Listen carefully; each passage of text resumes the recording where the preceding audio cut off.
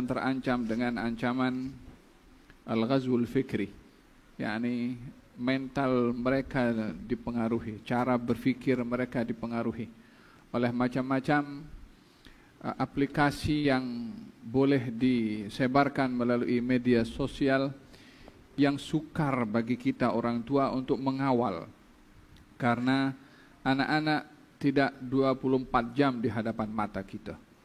Maka kita perlu menanamkan kepada mereka tarbiyah akhlaqiyah, mendidik mereka supaya punya akhlak dan adab yang pertama kepada Allah Subhanahu wa ta'ala, sehingga mereka sentiasa merasa diiringi dengan Allah, diawasi oleh Allah di mana saja dan bila-bila masa. Karena kita semua tahu kalau kita tidak selalu bersama dengan anak-anak kita.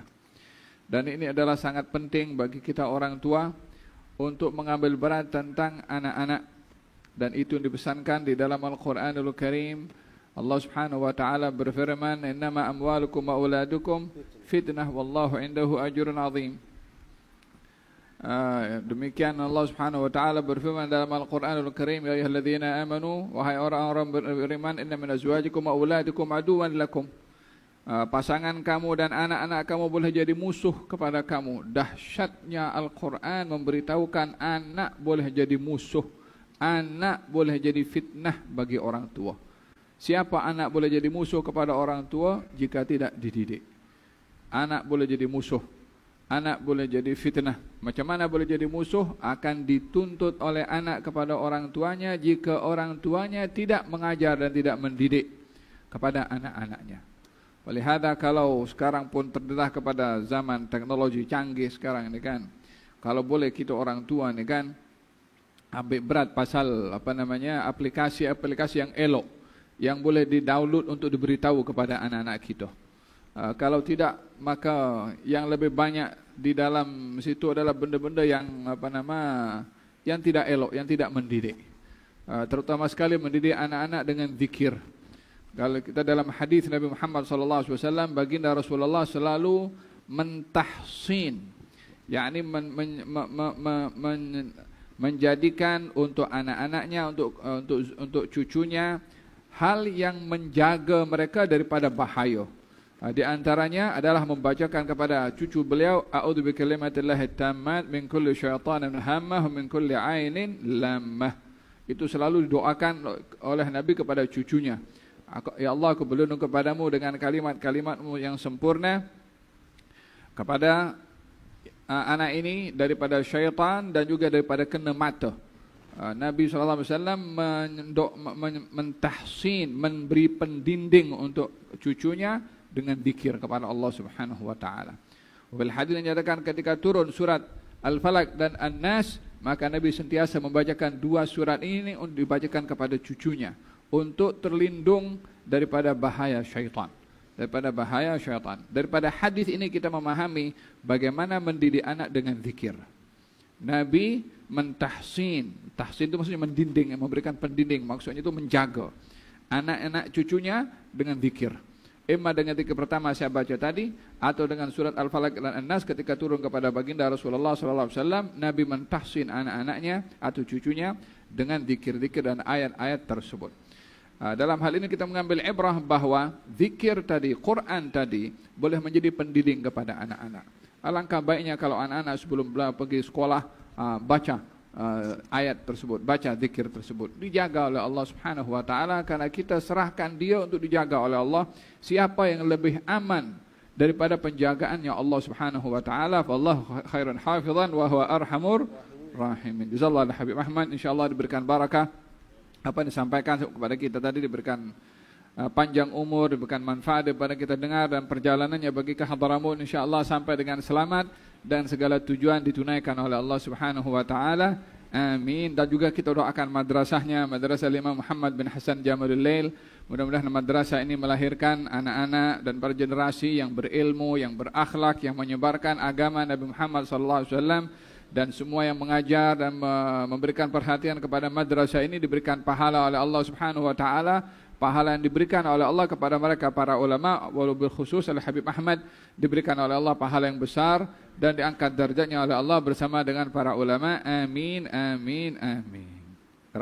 بسم الله الرحمن الرحيم. كتاب مختصر صحيح البخاري للإمام الزبيدي رضي الله عنهم ونفعنا بهم بعلوم مشايخنا في الدارين آمين. إلا أن قال باب حجة الوداع. باب حجة الوداع. حديث عن ابن عمر رضي الله عنهما عن النبي صلى الله عليه وسلم عن صلاة النبي صلى الله عليه وسلم في الكعبة قد تقدم، وذكر في هذه الرواية قال وعند المكان الذي صلى فيه مرمرة حمراء. Bab ke-44 Haji Wada' diriwayatkan dari Ibn Umar radhiyallahu anhuma perihal salat Nabi sallallahu alaihi wasallam di dalam Kaabah. Di dalam kutipan hadis ini disebutkan Nabi sallallahu alaihi wasallam salat di dekat sebuah tempat yang di dekatnya terletak sebuah pualam merah. Nah, hadam menceritakan hadis yang pernah disebutkan sebelum ini mengenai baginda Rasulullah sallallahu alaihi wasallam salat di dalam Ka'bah.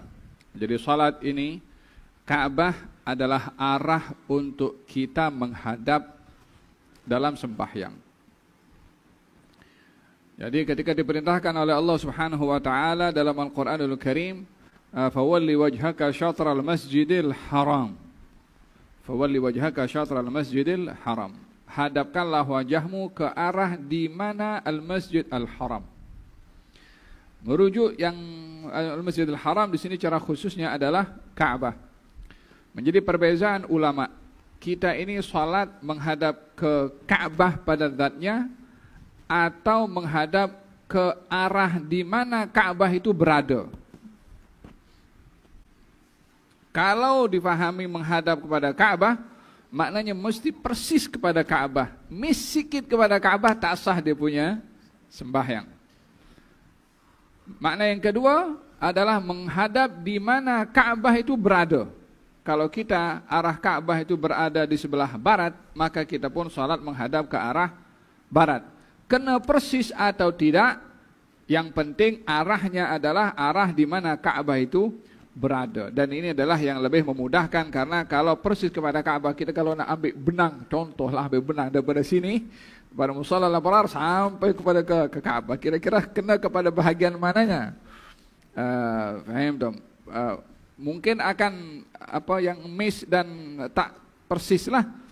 Tapi intinya pendapat yang kedua mengatakan menghadap ke arah di mana Ka'bah itu berada. Kalau kita di sini arah Ka'bah berada di barat, ya kita menghadap ke barat. Kalau di sebelah Maghrib Maroko umpamanya arah Ka'bah itu sebelah timur, maka mereka menghadap ke arah timur. Makanya kalau kita sholat di Ka'bah di Masjidil Haram, kita nampak orang-orang sholatnya menghadap ke Al-Ka'bah, walaupun satu menghadap selatan, satu menghadap utara, satu menghadap ke timur dan juga ke barat, atau pertengahan di antara keduanya, karena yang menjadi tumpuan dalam salat itu adalah Ka'bah. Ulama mengatakan jika di Masjid Al-Haram, mesti arah kita punya sembahyang itu persis kepada Ka'bah, tak boleh miss, karena kita berada di hadapan Ka'bah. Tapi bila kita tidak berhadapan di Ka'bah, maka kita menghadap di mana arah Ka'bah itu berada. Ini mengenai salat menghadap ke fawalli wajhaka syatral masjidil haram. Jadi Ka'bah ini adalah arah yang kita menghadap untuk sembahyang, ya. Jadi bukan sembah kepada Ka'bah, dia beza. Orang sembah Ka'bah atau sembah batu, sembah berhala, dengan orang salat menghadap Ka'bah. Itu kan sama-sama batu, hanya bezanya kalau berhala batunya bentuknya ada mata, ada telinga, nampak besar sikit, entah bentuknya macam mana kan. Mungkin bahan batunya sama bahan batu dengan batu Ka'bah, hanya bentuknya berbeza, 4 persegi. Jadi apa bezanya orang dahulu menyembah berhala batu dengan kita orang Islam salat menghadap ke batu juga? Perbezaannya adalah orang dahulu sembah batu, kita menghadap ke arah yang Allah suruh kita menghadap walaupun ia batu juga. Jadi beza menghadap ke arah dengan kita menyembah. Kan walihada ma na'buduhum illa liyuqarribuna ila Allahi zulfa. Mereka kaum musyrikin mengatakan kami tak sembah mereka, yakni berhala-berhala, melainkan untuk mendekatkan diri kepada Allah. Sembah kepada berhala untuk mendekatkan diri kepada Allah. Sembah tu yang problem. Karena yang layak disembah, Tuhan yang berhak untuk disembah hanyalah Allah Subhanahu wa taala. Dan dalam hal ini berhadapan dengan apa yang dituhmakan oleh orang-orang yang sembah-sembah, kamu orang Islam pun juga sembah batu juga. Kita bukan sembah, kita menghadap. Buktinya apa? Kalau kita kalau sholat sunnah kita dalam kapal terbang wala di atas kendaraan, di mana kita menghadap, ke arah mana itu kendaraan menghadap, walaupun membelakangi kiblat, tetap kita menghadap ke mana arah transport yang kita naiki. Kalau mesti menghadap ke mana, ke Ka'bah atau sembah kepada Ka'bah, kita tak menghadap ke situ. Faham dong? Jadi ini berkenaan dengan menghadap ke Al-Ka'bah. Jadi baginda Rasulullah sallallahu alaihi wasallam pada saat Fathu Makkah, Nabi meminta kepada Uthman bin Talhah untuk diserahkan kunci Ka'bah. Diserahkan, maka dibuka pintu Ka'bah dan Nabi masuk ke dalam bersama dengan Bilal ibn Rabah, bersama dengan Uthman bin Talhah, bersama dengan Zaid, atau dengan ada 2-3 orang yang ikut bersama dengan baginda Rasulullah SAW ke dalam Ka'bah, dan ditutup balik pintu Ka'bah. Nabi berada di dalam.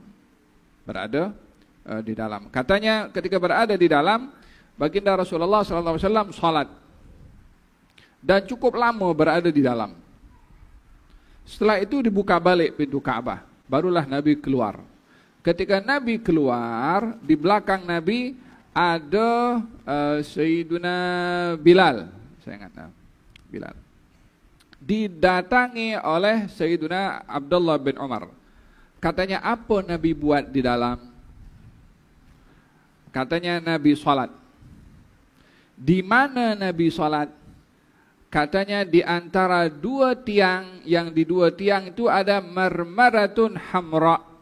Marmaratun hamra mungkin daripada marmer, ya, daripada batu yang berharga. Warnanya merah. Posisinya itu Nabi masuk pintu Ka'bah, terus ke hadapan pintu dan salat ke hadapan tersebut, yakni dengan membelakangi arah pintu. Di situ ada 2 tiang. Dalam Ka'bah ini lebih kurang ada 6 tiang. Ada 6 tiang. Di situ Nabi salat di dalam Ka'bah. Kata Sayyidina Abdullah bin Umar, saya terlupa berapa rakaat Nabi salat di dalam. Di sini kita mengambil hikmah betapa Sayyidina Abdullah bin Umar syadidul ittiba', bersungguh-sungguh itu dalam mengikut Nabi SAW. Sehingga dalam keadaan Nabi berada di dalam Ka'bah yang tak diketahui apa yang dilakukan di dalam karena ditutup, Sayyidina Abdullah bin Umar ingin tahu apa Nabi buat. Apa tujuan soalan ini? Ya nak buat benda yang sama kalau diberi peluang. Maka ditanya, apa dibuat di dalam? Nabi salat. Diberitahu di mana salatnya? Di antara 2 tiang ada marmer berwarna merah, yakni ingin salat sebiji di mana Nabi SAW salat di dalam Ka'bah. Ka'bah itu kan besar. Mau salat di mana saja di dalam Ka'bah, itu tetap namanya salat di dalam Ka'bah. Tapi Abdullah bin Umar ingin memastikan tempat di mana Nabi letakkan dahinya untuk sujud, di situ juga dia akan melakukan salat bila diberi peluang masuk ke dalam Ka'bah. Kita melihat di sini betul-betul mengikutnya Sayyidina Abdullah bin Umar kepada apa yang dilakukan oleh Nabi, dan di mana Nabi salat, di situ beliau juga akan melakukan salat. Salah seorang sahabat Nabi bernama Itban bin Malik. Rumahnya agak jauh daripada masjid. Maka beliau meminta izin kepada Rasulullah untuk tidak hadir salat di waktu-waktu tertentu karena pandangannya terhalang. Ya, ada masalah pada matanya, mungkin malam tak nampak apa semua. Jadi beliau tidak dapat untuk menghadiri salat di masjid karena khawatir apa-apa perkara buruk berlaku kepada dirinya. Di sini kita mengambil hikmah bahwa salat di masjid itu walaupun menjadi kemestian dan perkara yang mustahab, perkara yang besar dan perkara yang ingin dicari pahala, tetapi ketika berlaku hal-hal yang boleh memudaratkan, di sini didahulukan adalah keselamatan nyawa, keselamatan diri sendiri. Dalam beribadah tidak boleh membinasakan diri sendiri. Di sini syariat memberikan keringanan. Walihada ad-dinu yusrun, agama ini mudah. Yuridullahu bikumul yusra wala yuridu bikumul usra. Allah mahu yang mudah untuk kamu, Allah tak mahu yang susah untuk kamu. Tak ada yang susah dalam agama. Semuanya mudah. Tapi jangan dimudah-mudahkan lagi. Sudah mudah, yang memberi kemudahan adalah yang turunkan syariat. Yang memberi kemudahan tuh yang tahu apa yang kita perlukan. Nah, jangan pula kita nak bagi tahu, susah ya Allah, kenapa kau syariatkan kepada aku? Dia yang cipta, dia yang lebih tahu. Maka dalam hal ini dibenarkan oleh Nabi SAW kepada Itban bin Malik untuk salat di rumahnya. Katanya, ya Rasulullah, saya ingin jadikan surau dalam rumah saya. Bolehkah Tuhan datang ke rumah saya untuk Tuhan salat di tempat yang saya nak jadikan surau itu? Yang ini nak ambil berkat, Nabi datang ke rumahnya untuk salat dan dijadikan bekas salatnya Nabi itu sebagai surau. Kata Nabi, ya saya datang. Datang baginda Rasulullah di waktu pagi, didamping oleh Sayyidina Abu Bakar Siddiq. Maka Nabi SAW masuk ke rumahnya Itban bin Malik. Nabi tanya, di mana kamu mahu saya salat? Kata di sini. Bagi tunjuk tempatnya, salat Nabi di situ. Sayyidina Abu Bakar nampak Nabi salat, beliau pun salat di belakangnya. Walaupun salat duha tidak digalakkan untuk berjamaah. Salat duha selalu saya dianjurkan seorang-seorang untuk salat duha kan.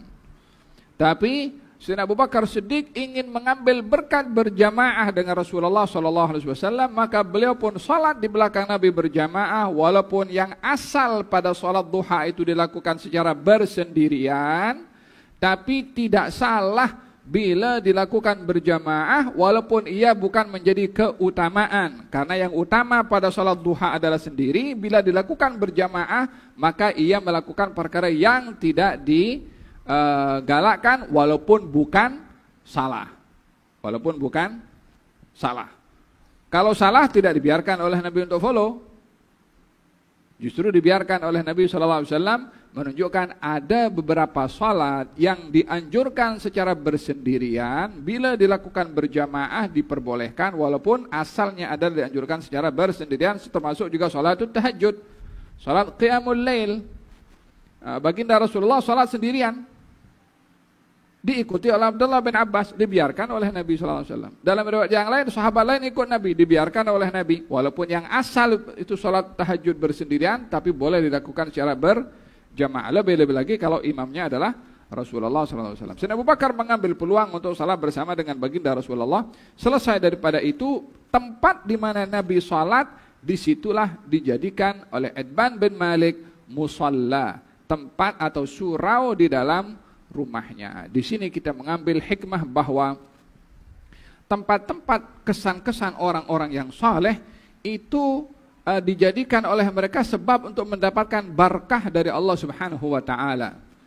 Demikian yang ada di dalam Al-Qur'anul Karim juga. Jadi ngambil berkat itu bukan syirik, bukan ini melampau, berlebihan, hulu katanya. Bukan hulu, bukan melampau. Mengambil berkah itu hal yang disyariatkan. Of course kita ini kalau ngambil berkah bukan daripada bomoh. Kita ambil berkah dari orang yang dekat dengan Allah Subhanahu wa taala. Yang berkah itu kita minta daripada siapa? Daripada orang itu? Bukan. Daripada wali? Bukan. Daripada nabi? Bukan. Yang punya berkah itu yang Maha Kuasa Subhanahu wa taala. Nabi dikasih barakah oleh Allah. Wali dikasih barakah oleh Allah Subhanahu wa taala. Jadi kalau baginda Rasulullah SAW dalam perjalanan Isra dan Mi'raj, maka Nabi diperintahkan untuk turun di Baitul Maqdis, kemudian salat. Ditanya oleh Jibril, kamu tahu di mana kamu salat? Katanya Allah yang Maha tahu. Kata Jibril, ini tempat di mana Nabi Isa dilahirkan. Ya, tempat Nabi Isa dilahirkan, Nabi pergi salat di situ 2 rakaat. Untuk apa? Kalau bukan ingin mengingati siapa orang itu berkat itu apa namanya di antaranya adalah mengambil hikmah makna yang kita berada di tempat itu. Kalau Nabi dibawa ke tempat kelahiran Nabi Isa untuk mengetahui, untuk mengambil hikmah, untuk mencontohi Nabi sebelum Nabi Muhammad SAW yang namanya Isa bin Maryam, siapa dia, apa akhlaknya. Kita kalau ziarah kepada tempat-tempat peninggalan orang-orang yang mulia di sisi Allah Subhanahu wa taala, apa tujuan kita ke sana adalah ingin menghayati orang yang pernah ada di tempat itu, tempat ibadahnya untuk kita dapat mengambil hikmah, macam mana saya boleh meniru beliau, macam mana kita boleh punya semangat seperti beliau. Itu bahagian daripada barakah juga. Faham dong? Jadi apa namanya, menziarahi tempat-tempat kesan-kesan peninggalan orang-orang yang mulia di sisi Allah Subhanahu wa taala adalah mengambil berkah. Di antara berkah adalah mengambil hikmah dan juga uswatun hasanah, teladan yang baik daripada sahibul makan atau orang yang pernah berada di tempat tersebut. Faham toh? Baginda Rasulullah perjalankan pergi ke mana? Pergi ke singgah ke tempat kelahiran Nabi Isa, pergi ke Gunung Tur, tempat bertemunya Nabi Musa yang dipanggil oleh Allah Subhanahu wa taala untuk berjumpa dengan Allah di Gunung Tur dan seterusnya. Ini peninggalan-peninggalan sejarah yang ditinggalkan, dan ini seperti yang saya katakan adalah ada dasarnya, ada nasnya. Termasuk Sayyidina Abdullah bin Umar, katanya saya kalau dalam riwayat dinyatakan Abdullah bin Umar radhiyallahu anhu kalau pergi bermusafir singgah di satu tempat bukan karena ada keperluan ketika singgah, tapi mengingat dahulu masa bermusafir dengan Nabi singgah di tempat tersebut, maka dia pun singgah juga di tempat itu. Apa tujuannya? Dahulu Nabi singgah, tak ada sebab yang lain, walaupun tak ada hajat nak singgah. Sampai dikatakan di sini Nabi pernah buang hajat. Kalau musafir singgah di situ juga, meniru apa yang dilakukan oleh Nabi, hatta dalam hal yang sedemikian, karena bukan tidak lain dan tidak bukan supaya ada kebersamaan dengan orang yang mulia di sisi Allah Subhanahu wa taala dan mengambil hikmah dengan kebersamaan beliau, mengingati tempat-tempat yang diziarahi, dikunjungi atau disinggahi oleh orang tersebut. Faham toh? Jadi Abdullah bin Umar ketika bertanya di mana Nabi salat, atau ditunjukkan oleh Bilal, yaitu di antara dua tiang yang di situ ada tanda marmarah hamra, ada lantai atau batu berharga atau yang bernilai yang warnanya merah. Disitulah Nabi SAW salat. Dengan demikian salat yang terbaik di Masjid Al-Haram adalah salat yang kita boleh menatap pada Ka'bah. Kita pun kadang-kadang tengok orang dia kan datangnya awal, tapi duduk dekat dataran tuh. Pintu masih open, masih terbuka, masuklah dalam situ, dekatlah tengok kepada Ka'bah tuh. Walaupun mencabar juga ya, karena masuk dalam kena halau juga. Dan kena halau nak cari tempat pun susah. Ataupun mungkin dah penuh dulu. At least paling tidak tuh kalau boleh masuk, cari tempat posisi yang kita boleh menghadap kepada Al-Ka'bah. Salat yang terbaik di Masjid Al-Haram adalah salat yang semakin hampir dengan Ka'bah lebih baik. Kalau tidak, paling tidak boleh nampak kepada Al-Ka'bah. Kita dalam sembahyang dianjurkan mata tengok bawah. Kecuali di Masjid Al-Haram kalau berhadapan dengan Ka'bah, dianjurkan mata menatap kepada Al-Ka'bah. Karena dalam hadis dinyatakan orang kalau ada 120 rahmat Allah turunkan di Ka'bah. 60 untuk orang yang tawaf, 40 untuk orang yang salat, 20 untuk orang yang tengok. Tapi tengoknya dengan tengok betul-betul melihat ya, ini adalah Baitullah. Jangan pikir di tingginya berapa meter ya. Jangan begitu tengok Ka'bah. Kita tengok Ka'bah ini sebagai rumahnya Allah Subhanahu wa taala. Hal-hal yang bersifat physical material jangan terlintas pun. Jangan pikir ini kira-kira berapa kilogram emas untuk nak tulis itu tulisan yang ada di kain Ka'bah. Yang itu tolak tepi semua. Tengok ini Baitullah, ini rumahnya Allah Subhanahu wa taala. Ini bersambung dengan Baitul Ma'mur. Yang di sini tawaf, di atas pun malaikat juga tawaf. Ini rumah Baitullah yang dihadiri oleh Nabi sallallahu alaihi wasallam, para sahabat di sini. Pejuang-pejuang yang menjayakan Islam pernah berada di sini. Jadi penghayatan itu kepada Ka'bah bukan hanya melihat kepada size tingginya, berapa lebarnya dan seumpamanya. Faham tom? Hada berkenaan dengan hadis yang pertama. Yang kita perlu ambil hikmah di sini adalah syadidul ittiba' atau syiddatul ittiba', kesungguh-sungguhan dalam mengikuti Nabi sallallahu alaihi wa ala alihi wasallam. Walau bagaimanapun dalam hal-hal tertentu kita tidak boleh mengikut kepada baginda Rasulullah. Dalam hal-hal yang lain, ya, haknya Nabi itu diikuti, kecuali pada bahagian yang Nabi tak benarkan kita ikut. Apa itu? Kawin lebih daripada 4. Nabi ada 9 atau 11 total semua. Yang itu khusus untuk baginda Rasulullah SAW. Yang kedua, Nabi pernah berpuasa namanya Saumul Wisal, berterusan Nabi berpuasa, tak henti, terus bersambung puasanya. Itu dilarang bagi selain Nabi. Yang melarang Nabi sendiri ketika orang sahabat mengatakan, ya Rasulullah, kamu melarang kami berpuasa yang bersambung, tapi engkau melakukan. Kata Nabi, aku tak sama dengan kamu.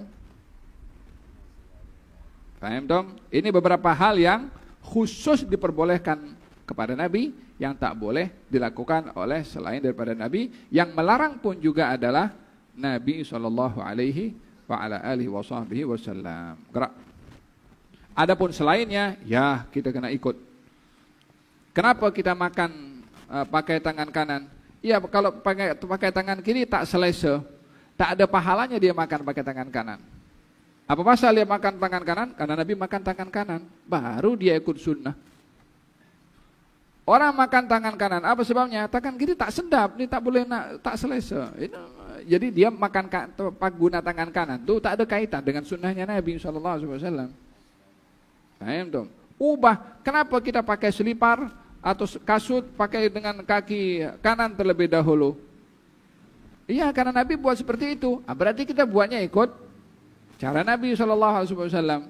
Orang masuk rumah pakai kaki apa? Tak ingatlah kaki apa. Coba dalam hal kebiasaan seperti itu pun juga kita ada kaitan dengan Nabi SAW. Makan pakai tangan kanan karena Nabi pakai tangan kanan, minum pakai tangan kanan pun juga begitu. Faham dong? Kemudian pakai selipar atau pakai kaki kanan dulu, kalau buka kaki kiri dulu. Kenapa? Karena Nabi buat seperti itu. Jadi hatta sebagai pakai selipar pun kita ada kaitan, ada hubungan dengan baginda Rasulullah SAW. Macam mana tak berkat hidupnya orang itu? Macam mana tak dekat dengan Nabi SAW? Kalau hidupnya hari-hari seperti itu, makan pun bersama dengan adab dan akhlaknya Nabi SAW. Orang yang seperti itu di dunia, agaknya nanti di akhirat dekat atau tidak dengan Nabi SAW? Mesti. Di dunia dia dekat, walaupun zamannya beda. Di dunia selalu diingati sunnahnya semuanya, sampai hal-hal yang bersifat amalan keseharian. Tapi kalau kita cinta Nabi, makan pakai tangan kanan, apa sebabnya tak tahu. In kana hubbuka shadiqan la ata'tahu innal muhibba liman yuhibbu muti'u. Kalau kamu betul sayang, kamu mesti ikut. Mana ada orang sayang tak diikuti yang disayang? Dom. Hada kisahnya Sayyidina Abdullah bin Umar radhiyallahu anhuma. Gerak.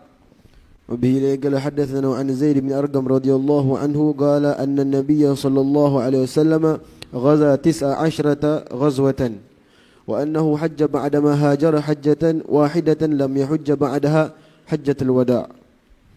Diriwayatkan dari Zaid bin Arqam, Nabi SAW melakukan 19 kali ghazwah, yakni perang di jalan Allah, dan hanya melaksanakan ibadah haji 1 kali, iaitu setelah hijrah ke Madinah. Setelahnya Nabi SAW tidak pernah melaksanakan ibadah haji lagi, dan itu adalah haji wada'. Hadis diriwayatkan oleh Sayyidina Zaid ibn Arqam. Zaid ibn Arqam salah seorang sahabat daripada Ansar, daripada Khazraj.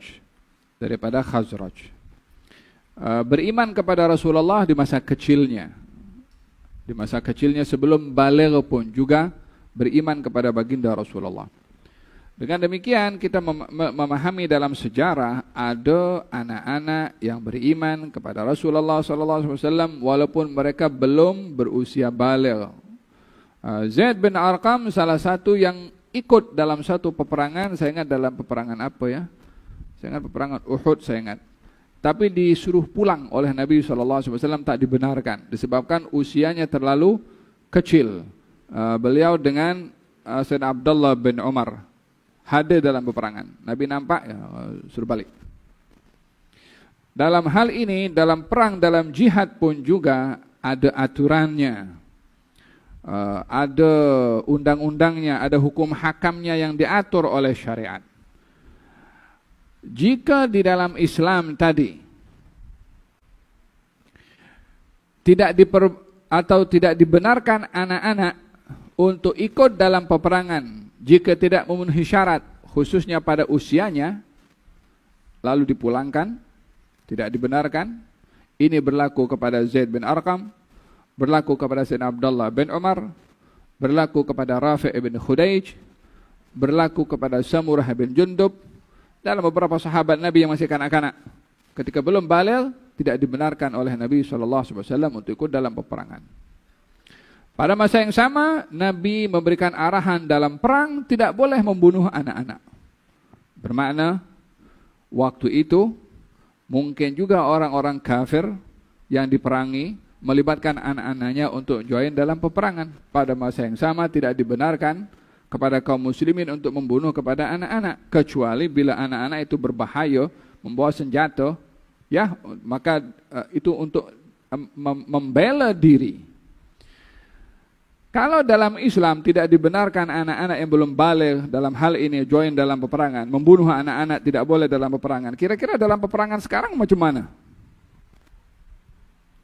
Ya kan? Bukan anak-anak belum baligh, hatta yang masih bayi pun juga, yang tak reti apapun juga,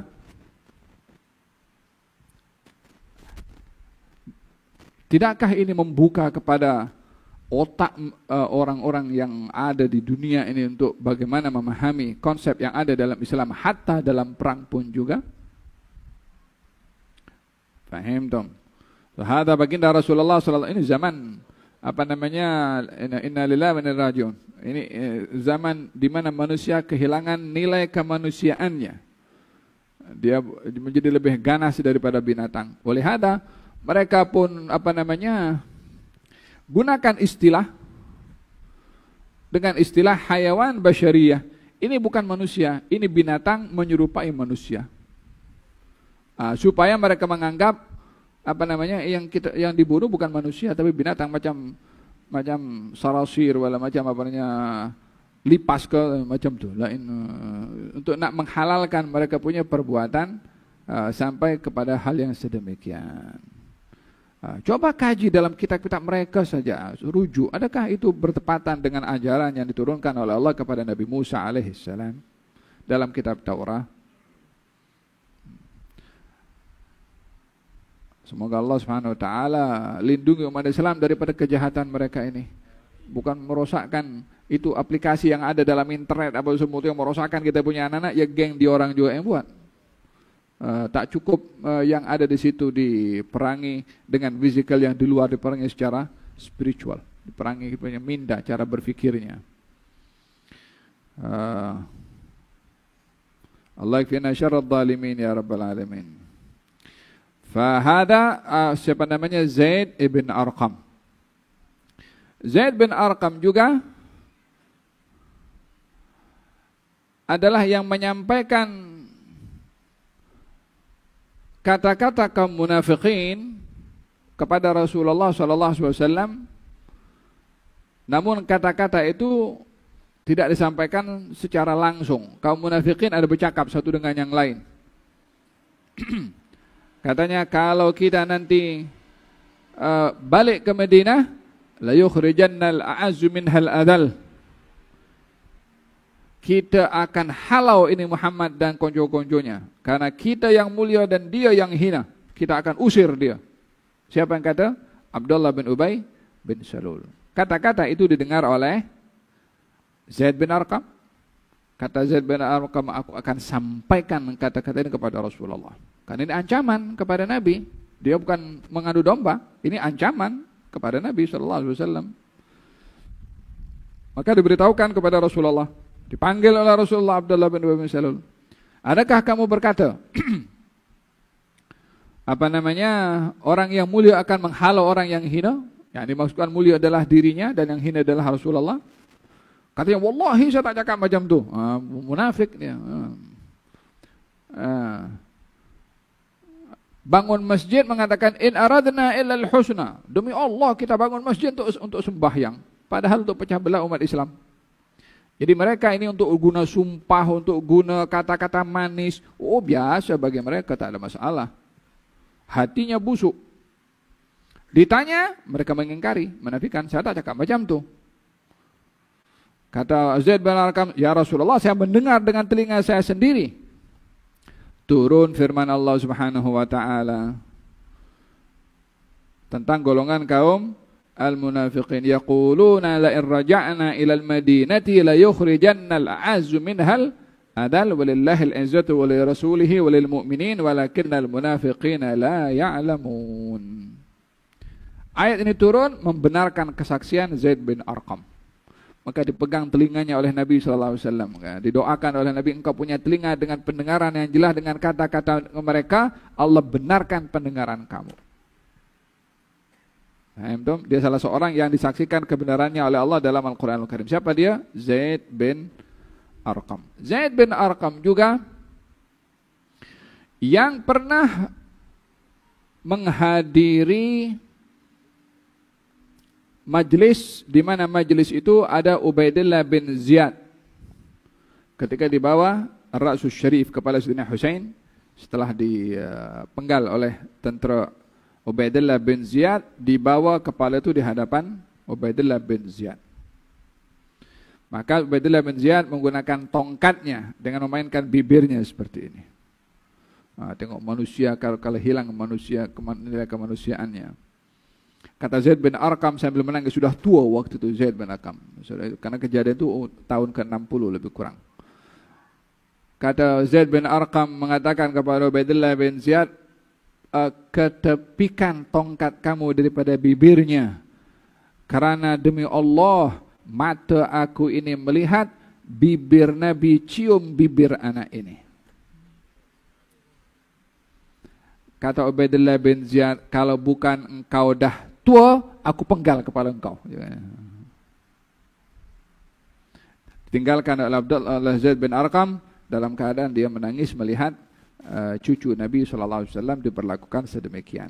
Zaid bin Arqam dalam hadis Nabi SAW dinyatakan, ditanya berapa banyak Nabi berperang? Katanya 19 peperangan. Dalam riwayat dinyatakan Nabi berperang, ada mengatakan 19, seperti mana hadis ini. Ada mengatakan 25, ada mengatakan 27 peperangan yang dihadiri oleh Nabi SAW. 27 peperangan. Dan itu yang ramai ahli sirah mengatakan ada 27. Jihad perang ini diizinkan dan dibenarkan setelah Nabi berhijrah pada tahun kedua daripada hijrahnya Rasulullah SAW.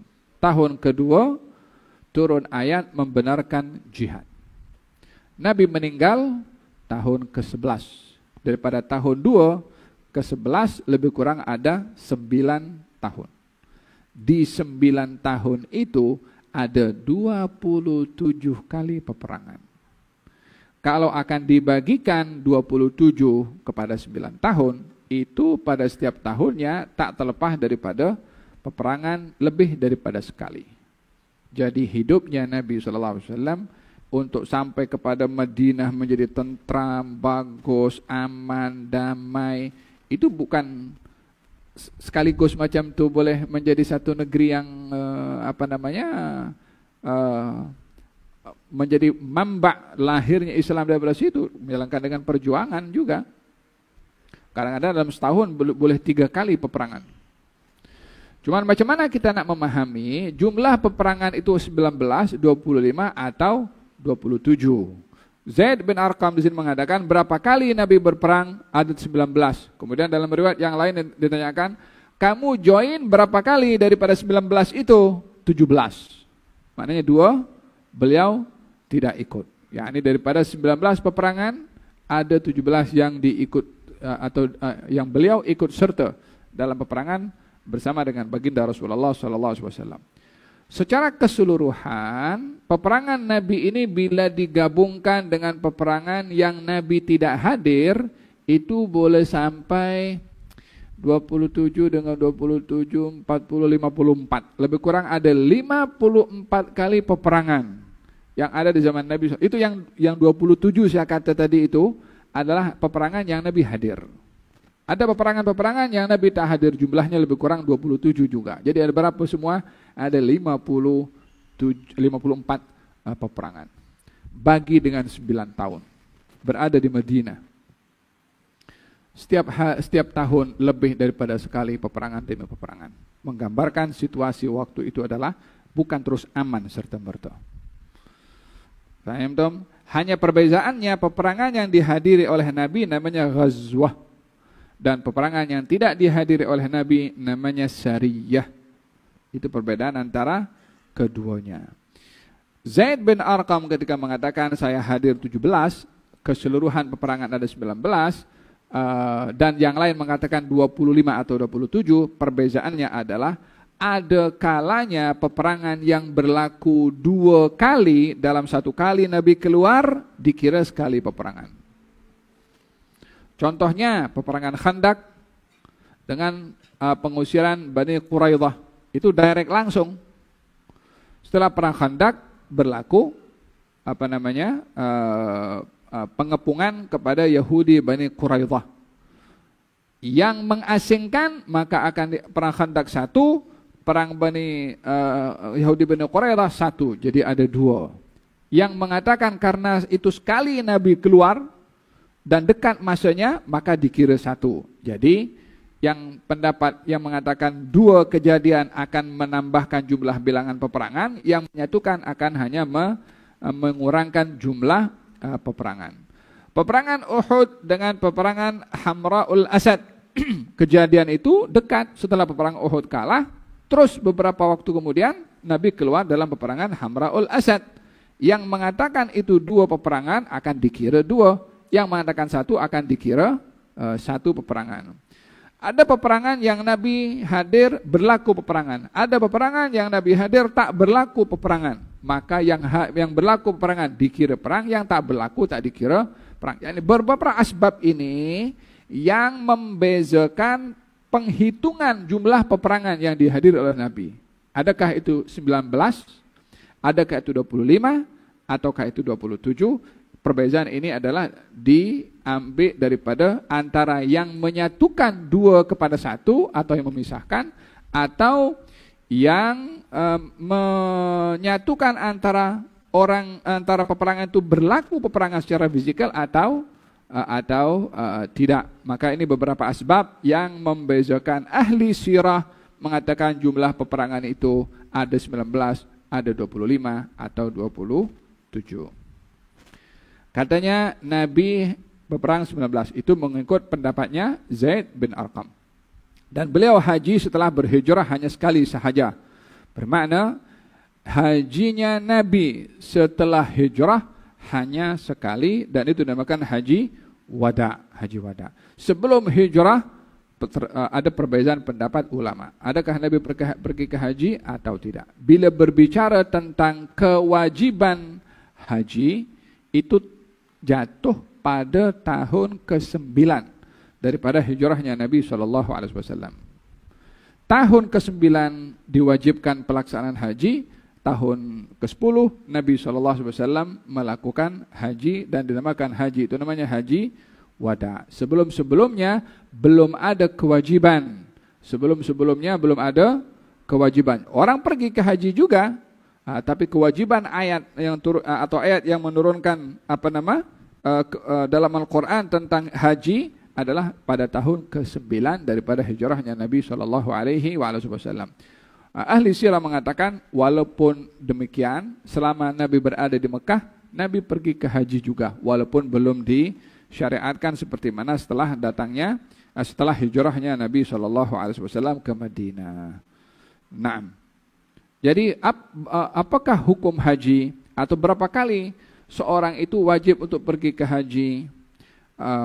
Bila ditanya berapa kali mesti orang pergi ke haji, bila berbicara tentang jatuhnya atau gugurnya kewajiban haji, maka hanya sekali saja. Untuk orang itu pergi ke haji, maka cukup sekali gugur kewajiban. Tapi adakah dia tak boleh pergi haji lagi? Orang ingin pergi beribadah, kenapa tak boleh? Bagilah yang lain pergi ke haji. Katanya begitu. Ya, memang yang lain wajib untuk melakukan yang wajib. Yang sudah pergi, silahkan melakukan yang sunnah. Kalau tidak, tak boleh pergi ke umrah juga. Apa sebabnya? Disebabkan oleh kerana umrah sudah sekali wajib gugur. Tapi beza lah, Beb. Itu kalau umrah kita 12 bulan open. Ini haji terhad. Kuota pun terhad. Bagi tahu kepada yang akan pergi haji lagi, jangan ambil kuota orang. Tapi kalau dia tak ambil kuota orang, nak pergi haji juga, tak ambil hak orang lain, silakan dia tambahkan ibadahnya. Kenapa nak halang orang pergi menambahkan ibadah? Fil hadis dinyatakan, jangan siapa di antara kamu yang mampu hendaklah pergi melaksanakan haji pada setiap 5 tahun. Jadi jangan sampai terlalu jarak jauh antara kita dengan Ka'bah dalam 5 tahun. Tapi jangan ambil kuota orang, tetap juga jangan ambil kuota orang. Sebab yang lain itu adalah yang melakukan yang fardu, kuotanya kepada mereka lebih utama. Gerak. Dan haji itu dinamakan haji wada. Apa sebabnya diberi nama haji wada? Disebabkan oleh kerana Nabi menyampaikan selamat tinggal kepada umatnya dengan pesanan-pesanan yang disampaikan oleh beliau pada khutbah beberapa kali yang diulang oleh baginda Rasulullah. Di Masjid An-Namirah beliau menyampaikan khutbah. Di Arafah beliau menyampaikan khutbah. Di Mina beliau menyampaikan khutbah. Dan konten khutbah itu pada 3 tempat ini hampir sama satu dengan yang lain. Penekanan Nabi kepada poin-poin yang disampaikan oleh Nabi dalam khutbah Hajjatul Wada'. به قال حدثنا عن أبي بركة وعن أبي بكرة رضي الله عنه عن النبي صلى الله عليه وسلم قال الزمان قد استدار كهيئته يوم خلق الله السماوات والأرض السنة 12 شهرا منها 4 حرم 3 متوالية ذو القعدة وذو الحجة والمحرم ورجب مضر الذي بين جمادى وشعبان أي شهر هذا قلنا الله ورسوله أعلم فسكت حتى ظننا أنه سيسميه بغير اسمه قال أليس ذو الحجة قلنا بلى قال فأي بلد هذا قلنا الله ورسوله أعلم فسكت حتى ظننا أنه سيسميه بغير اسمه قال أليس البلدة قلنا بلى قال فأي يوم هذا قلنا الله ورسوله أعلم فسكت حتى ظننا أنه سيسميه بغير اسمه قال أليس يوم النحر قلنا بلى قال فإن دماءكم وأموالكم قال الروي وأحسبه قال وأعراضكم عليكم حرام كحرمة يومكم هذا في بلدكم هذا في شهركم هذا وستلقون ربكم فيسألكم عن أعمالكم ألا فلا ترجعوا بعدي ضلالا يضرب بعضكم رقاب بعض ألا ليبلغ الشاهد الغائب فلعل بعض من يبلغه أن يكون أوعى له من بعد من سمعه ألا هل بلغت مرتين. Diriwayatkan dari Abu Bakrah radhiyallahu anhu, Nabi sallallahu alaihi wasallam pernah bersabda, waktu dikembalikan pada keadaannya semula ketika Allah menciptakan langit dan bumi, tahun terdiri dari 12 tahun. Tahun terdiri dari 12 bulan. 4 di antaranya adalah bulan suci, 3 berturutan iaitu Zulqa'dah, Zulhijjah dan Muharram. Dan yang keempat adalah bulan Rajab yang dinamai sebagai penghormatan terhadap suku Mudar. Terletak di antara bulan Jumadal Ats-Tsaniyah dan Sya'ban.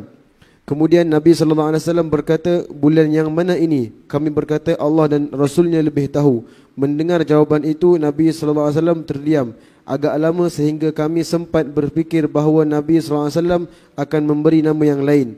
Kemudian Nabi sallallahu alaihi wasallam berkata, bukankah sekarang bulan Zulhijjah? Kami menjawab, iya. Kemudian Nabi SAW berkata, kota apa ini? Kami menjawab, Allah dan Rasulnya lebih tahu. Mendengar hal itu, Nabi SAW termenung agak lama sehingga kami sempat berfikir bahawa Nabi SAW akan memberinya nama yang lain. Kemudian Nabi SAW berkata, bukankah ini kota Mekah? Kami menjawab, iya. Kemudian Nabi SAW berkata, hari apa ini? Kami menjawab, Allah dan Rasulnya lebih tahu. Nabi SAW termenung agak lama sehingga kami sempat berfikir bahawa Nabi SAW akan memberinya nama yang lain. Kemudian Nabi SAW berkata, bukankah hari ini hari An-Nahar, yakni kurban? Kami menjawab, ya. Maka Nabi SAW berkata, maka darahmu, hartamu dan kehormatanmu adalah suci satu sama lain seperti sucinya hari milikmu ini, di kotamu ini, di bulanmu ini. Dan sesungguhnya kalian akan berjumpa dengan Tuhan kalian dan Dia akan menanyakan perbuatan-perbuatan kalian. Hati-hatilah, jangan kembali menjadi seorang orang yang sesat sepeninggalku, saling memenggal leher satu sama lain. Sudah menjadi kewajiban mereka yang hadir, yakni di sini hari ini, untuk menyampaikan pesanku ini kepada mereka yang tidak hadir. Mungkin mereka yang tidak hadir akan lebih memahami pesan ini daripada mereka yang hadir saat ini. Nabi SAW kemudian berkata 2 kali, ketahuilah, bukankah telah kusampaikan pesan Allah kepadamu. Nah, hada orang-orang jahiliyah dahulu mudah untuk merubah-rubah bulan mengikut kehendak mereka. Kadang-kadang mereka mahukan kalau ini jatuh bulan Rajab contohnya, kita ubah saja jadikan Syaban, contohnya macam tu. Diubah. Apa sebabnya? Disebabkan oleh kerana mereka kalau dalam peperangan dan jatuh pada bulan Rajab itu bulan yang dimuliakan hatta di zaman jahiliyah. Jadi kalau bulan Rajab, mereka akan berhenti dalam berperang untuk menghormati bulan tersebut. Tapi karena mereka ingin meneruskan peperangan, sementara bulan ini bulan dihormati oleh mereka, yaitu bulan Rajab, tak boleh berperang. Katanya kita tu tidak bulan Rajabnya, so kita sambung saja perang itu. Ini apa namanya, ikut mereka punya suka. Jadi kecelaruan ini berlaku di zaman jahiliyah. Ketika Nabi SAW mengambil alih, dikembalikan oleh Nabi seperti sedia kala dan tak ada perubahan seperti mana dicipta oleh Allah langit dan bumi. Ada 12 bulan di dalam 1 tahun. Di antara 12 bulan ini ada 4 yang diharamkan oleh Allah. Maksud diharamkan berlakunya peperangan, yaitu bulan Dzulqa'dah, Dzulhijjah dan bulan Muharram, 3 bulan berturut-turut, dan yang terakhir adalah bulan Rajab. Dan Rajab ini dinamakan Rajab Mudhar karena kaum Mudhar adalah yang sangat menyanjung dan memuliakan bulan Rajab. Dan Mudhar itu adalah datuknya Nabi SAW dan datuknya ramai bangsa Arab di Mekah pada ketika itu, ya. Maka dikembalikan oleh Nabi SAW seperti sedia kala syariatkan oleh Allah Subhanahu wa taala. Inna iddatash syuhuri indallahi 12 syahran fi kitabillah yauma khalaqas samawati wal ard jumlah minha 4 hurum fala tadhlimu fihinna anfusakum hadzalika ad-dinul qayyim fala tadhlimu fihinna anfusakum. Ayat ini memberitahukan jumlah bilangan bulan dalam 1 tahun ada 12, 4 diharamkan oleh Allah sebagaimana dalam hadis Nabi, Dzulqa'dah, Dzulhijjah, Muharram dan juga bulan Rajab. Demikian kemuliaan 4 bulan ini di dalam Quran dan juga dalam hadis Nabi Muhammad SAW. Kemudian Nabi bertanya, bulan ini bulan apa? Maka sahabat mengatakan Allah dan Rasulnya yang tahu. Katanya mereka menyangka Nabi akan sebut bulan yang lain. Kemudian bukankah ini bulan Dzulhijjah? Katanya ya. Kemudian Nabi tanya balik, ini negeri-negeri apa? Sahabat mengatakan Allah dan Rasul yang tahu. Padahal semua tahu ini ada di negeri Mekah, yaitu ketika melaksanakan haji atau di bumi Arafah.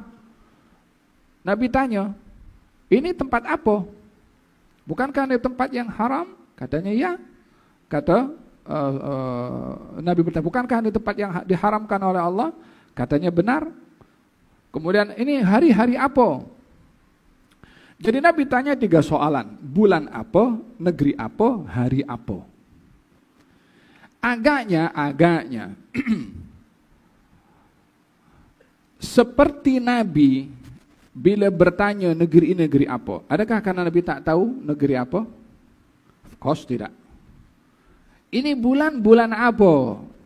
Agaknya orang itu ketika bertanya kepada Nabi seperti itu dalam khalayak ramai seperti itu dan dalam kondisi memakai ihram, takkan tak tahu bulan apa?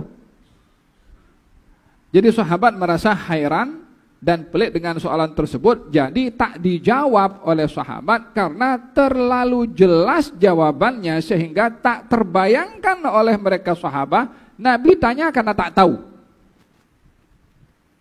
Mereka tidak berpikir, Nabi bertanya karena Nabi tidak tahu. Di sini kita belajar bahwa bila ada kata-kata yang pelik daripada orang-orang yang berilmu atau orang-orang yang ada kedudukan, bila ada kata-kata pelik, jangan kita mudah menuduh kepada orang itu. Peliknya kata-kata daripada orang yang tak mungkin akan berkata demikian, maka kita tidak mudah untuk menilai. Peliklah orang yang bercakap, takkan kita yang pemahamannya tak seperti orang itu lebih paham daripada orang itu. Takkan sahabat lebih paham daripada Nabi SAW. Artinya, hendaklah kita melihat kepada kata-kata itu, dilihat juga daripada siapa yang berkata, dan ditimbang kata-kata itu. Mungkinkah kata-kata ini boleh keluar daripada orang seperti ini?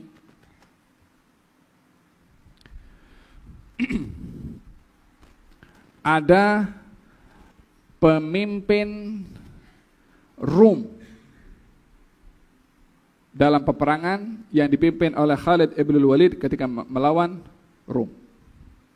Diadakan pertemuan antara pemimpin Rum dengan Khalid ibn Walid. Katanya, ya Khalid, bolehkah kamu berikan jaminan keamanan kepada saya? Ya, ini saya nak jumpa dengan engkau, tapi engkau jamin saya, jangan kau khianati dengan orang bunuh saya ketika berjumpa dengan engkau.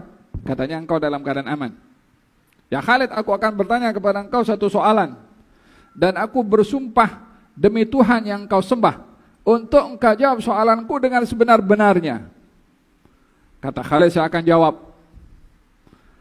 Katanya, adakah benar kamu itu digelari sebagai Saifullah, pedangnya Allah? Adakah benar Allah turunkan pedang kepada nabinya, lalu pedang itu diserahkan kepada engkau? Kata siapa? Kata pemimpin Rum. Daripada mana pemimpin Rum dapat tahu? Sebab ada sampai kepada berita kepada dia kalau Khalid ibn Walid digelari oleh Rasulullah sebagai Saifullah, pedangnya Allah Subhanahu wa ta'ala. Ini pemimpin Rum memahami secara literal. Apa literal? Pedang Allah. Berarti ada pedang yang diberikan oleh Allah kepada Nabi Muhammad untuk diserahkan kepada Khalid ibn Walid. Problem memahami teks secara literal. Kalau digelari Hamzah Asadullah, Hamzah singanya Allah, macam mana jadi singa kah? Pemahaman yang ada kepada pemimpin Rum ini diperbetulkan oleh Khalid ibn Walid. Bukan, tak ada pedang yang turun dari Allah bagi kepada Nabi untuk diserahkan kepada saya, tapi itu gelaran yang diberikan oleh Nabi karena ini sebagai satu kekuatan untuk menegakkan agama Allah melalui strategi dalam peperangan. Jadi pemahaman secara literal itu tak selalunya menjadi satu asbab untuk kita memahami, lebih-lebih lagi bila itu keluar daripada orang-orang yang ada kedudukan.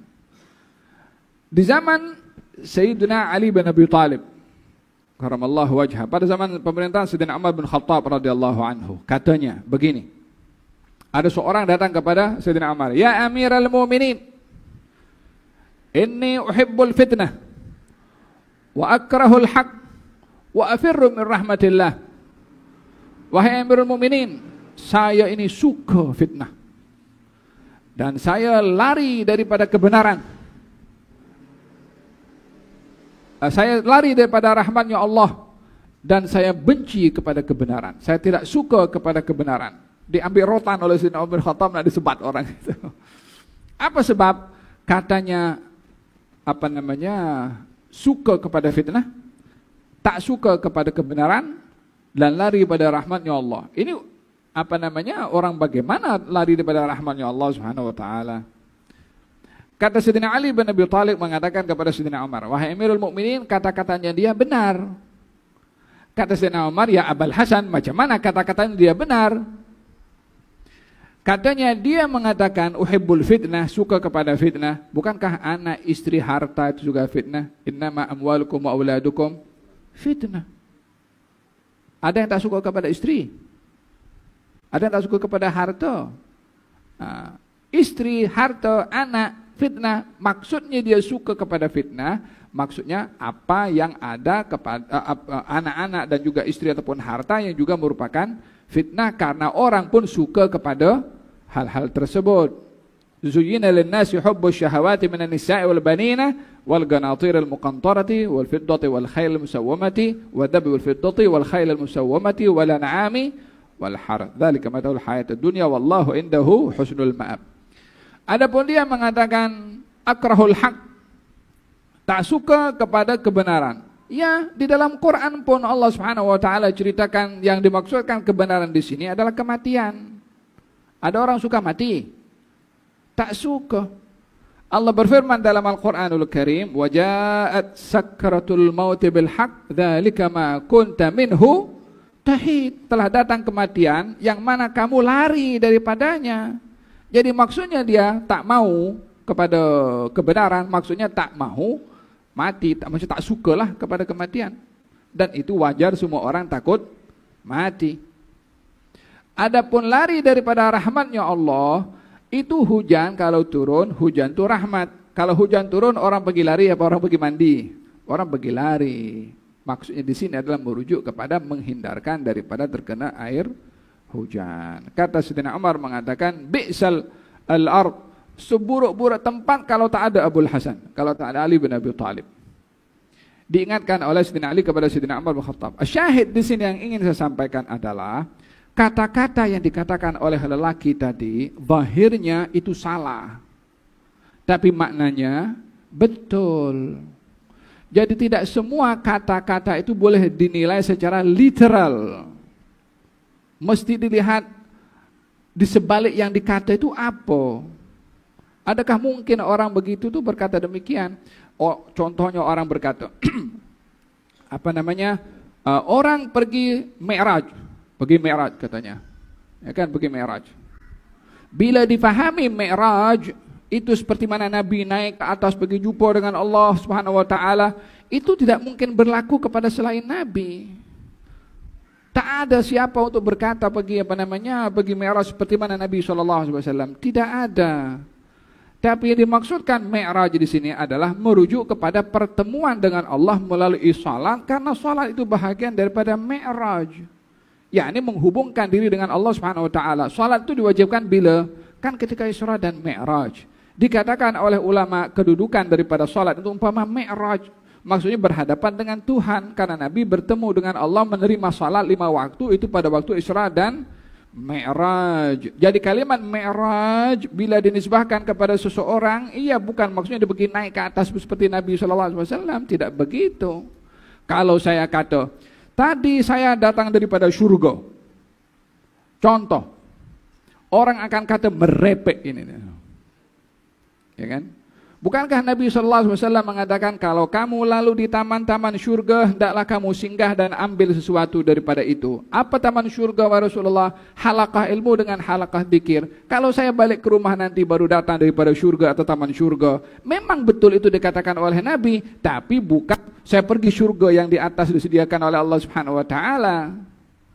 Jadi memahami kata-kata bila ianya lebih-lebih bagi keluar daripada orang-orang yang ada kedudukan, dan bila tidak dapat ditangkap oleh kita, jangan mentuhmah menghukum dulu mengikut apa kita punya paham. Tengok dulu maksudnya. Kalau dia punya maksud, oh ya, saya dengan diri saya, dengan pergi naik ke atas seperti Nabi SAW, kita tak boleh terima seperti itu, karena itu khusus untuk Rasulullah SAW. Jadi kata-kata itu ada yang bermaksud yang tersembunyi, ada yang boleh dipahami secara literal. Yang boleh dipahami secara literal, pahamilah secara literal. Yang tak boleh dipahami, tengok maksudnya dulu. Kalau tidak, maka akan tergelincir macam Sayyidina Umar, pukul orang yang tak bersalah nanti. Sama juga dengan menilai orang pada kata-katanya. Kalau ia mempunyai maksud yang lain, kalau dihukum dengan apa yang kita paham, menghukum pada sesuatu yang bukan pada tempatnya. Faham, Tom? Jadi kena clear ya, supaya tak keliru dengan macam-macam isu sekarang ini. Ketika tanya di sini, ini hari apa? Ini bulan apa? Kan Nabi tak tahu. Makanya sahabat mengatakan Allah dan Rasulnya yang tahu. Karena Nabi ingin menyampaikan benda yang lain daripada hanya menanyakan bulan Dhul Hijjah, hari Arafah contohnya, atau hari Nahr. Nah, barulah diberitahukan oleh Nabi SAW, memberitahukan kalau darah kamu, harta kamu, kehormatan kamu tak boleh dinodai sesama kamu, seperti mana haramnya bulan ini di negeri ini, dan kamu akan berjumpa dengan Tuhan kamu dan akan kamu disoal tentang perbuatan kamu. Ya salam. Kalau kamu akan disoal tentang perbuatan kamu. Siapa yang ditujukan oleh Nabi dalam hal ini? Sahabat sebagai orang yang hadir dan umat secara umumnya yang akan hadir. Kamu akan disoal apa yang kamu buat. Nabi mengisyaratkan fokus pada perbuatan kamu. Kurangkan fokus pada perbuatan orang. Apa yang kamu sikapi kepada orang lain akan menjadi perbuatan kamu. Bila hal yang dilakukan oleh orang lain tak ada kaitan dengan kamu, jangan kamu terlibat karena kamu tak akan disoal apa yang mereka buat. Zaman sekarang, komen nih. Komen itu perbuatan. Hati-hati daripada komen yang akan disoal itu. Wallah akan disoal. Bila komen itu tak betul, menyakiti orang, mengaibkan orang, mencaci orang, merendahkan orang, wallah akan disoal. Ma yalfidhu min qawlin illa ladaihi raqibun atid. Satu lafaz akan ada pertanggungjawaban dengan malaikat. Dicatat semua amal perbuatannya, hatta one word. Hatta satu kata. Apatah lagi kalau diapi-apikan, apatah lagi kalau di-share. Faham dong? Hati-hati. Min husni islamil mar'i tarkuhu mala. Yani Islam orang yang baik, yang dia tak terlibat hal-hal yang tak ada kaitan dengannya. Faham dong? Ini zaman kita lebih banyak beribadah, lebih banyak kita diam. Elakkan daripada komen dengan lisan atau dengan tulisan. Wallahu ta'ala alam. Kita akan sambung pada pertemuan yang akan datang insyaallah. Atul mikrofon le. Mudah-mudahan Allah Subhanahu wa taala berkati majelis kita, dan Allah Subhanahu wa taala lindungi kita, dan Allah bimbing kita untuk meneladani Nabi Muhammad sallallahu alaihi wasallam di bulan yang tak lama lagi akan datang kepada kita, bulan kelahiran junjungan baginda Rasulullah. Semakin bertambah kita punya pengetahuan tentang beliau, semakin bertambah kita punya ma'rifah tentang kehidupan sejarah biografi beliau, semakin kita ini rapat dengan beliau, dengan adabnya, dengan akhlaknya, dengan salawat dan menyebut namanya, semakin rindu kepada beliau, semakin ingin menikmati nikmat kebersamaan dengan nilai-nilai murni yang dibawa oleh beliau sallallahu alaihi wasallam, supaya dapat kita dekat dengan beliau di sini untuk dekat dengan beliau di sana insyaallah. Ya rabbal alamin. Semua yang hadir diberkati oleh Allah, yang menyaksikan diberkati oleh Allah, diberikan pemahaman oleh Allah, pemahaman yang benar dan sahih, dilindungi daripada pemahaman yang tidak sahih. Ya rabbal alamin. Wa sallallahu alaihi wasallam Muhammadin wa ala alihi wasallam. Alhamdulillahi rabbil alamin.